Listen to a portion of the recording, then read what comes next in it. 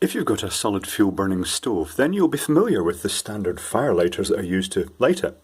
And these are basically a blend of resin and kerosene or liquid paraffin, and it bonds it together, and it basically creates a solid sort of light fluffy block that burns for quite a while. But you can make your own fire lighters using nothing more than liquid paraffin or kerosene and cookies, biscuits. In this case I'm using a popular British biscuit called ginger nuts. I should mention that in the UK we call this a biscuit. In America you call it a cookie. I just thought I'd get that little lingo difference out of the way. So you'd think that if you put some paraffin or kerosene into a bowl like this, and then you dipped one of these biscuits in it, you'd think it would go all limp and soft, like when you dip it in a cup of tea or coffee, but in reality it soaks up quite a significant amount of the fuel, and because it's an oil, it stays, and I'll just shake this off and I'll tap it in there, absolutely solid. It doesn't go squishy at all. So I'm just going to let that soak up completely and spill kerosene absolutely everywhere. This is another lingual difference. In the UK we call this paraffin, but in America that would be, paraffin would relate to paraffin wax, but you'd maybe call this liquid paraffin or kerosene, but over here it's just called paraffin. And you'll see it's soaking right up into these biscuits. It's almost completely soaked in. And now I'll just place those biscuits, now sodden with the paraffin or kerosene, I'll place them in as I normally would when I'm lighting the fire. Light them,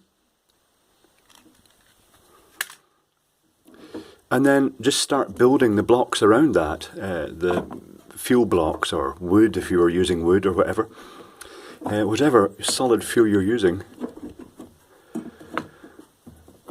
And in due course that will successfully and very reliably light the fire. It really works very well. It works as well, if not better, than the white fire lighters. Good if you run out of the fire lighters. So I'm just going to close that now and let it think about that for a while. And meanwhile, I'm going to show you something else.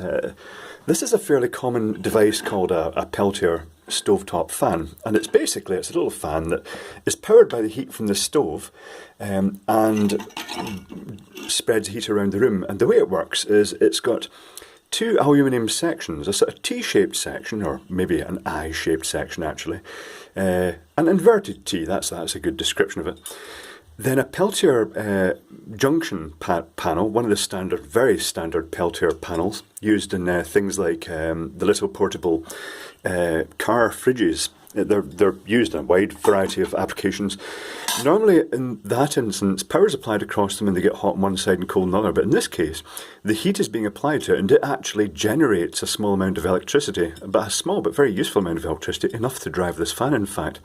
So the design of it is such that when it's got a much larger spread of heatsink at the top, so that as the heat travels up here, this side hopefully remains cooler, but once the fan actually starts running, it'll be pulling air through, so this side will remain much cooler to the bottom. And that's basically what powers the fan. And there's an interesting other feature to this. It's a little bimetallic strip in the bottom, just riveted at one end. And if it starts getting too hot, which could theoretically damage the junction, then that strip will bend. It will just tilt the thing back slightly to actually reduce its thermal contact with the stove. It's very clever, very neat. And that fire's on its way, and I'll come back momentarily once that's fully lit. And it's glowing nicely now, so that'll spread out that heat now and the fire will be lit, all with 2 cookies and a little bit of kerosene.